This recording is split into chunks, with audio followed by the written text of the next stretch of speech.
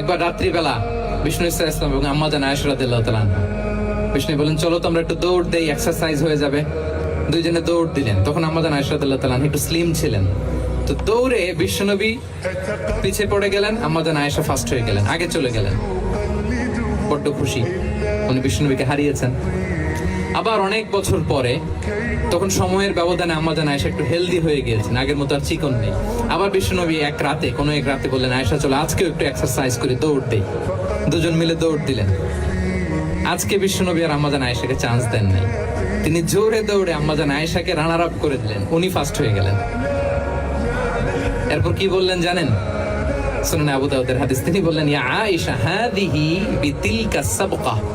দেখেন বিশ্বনবী মনে রাখছেন, নোটে রাখছেন। বিশ্বনবী বললেন, আয়েশা ওই যে এত বছর আগে কোন এক রাতে মরুভূমিতে দৌড়ে আমাকে হারাইছিলা, আজকে ওইটার বদলা নিয়ে নিলাম।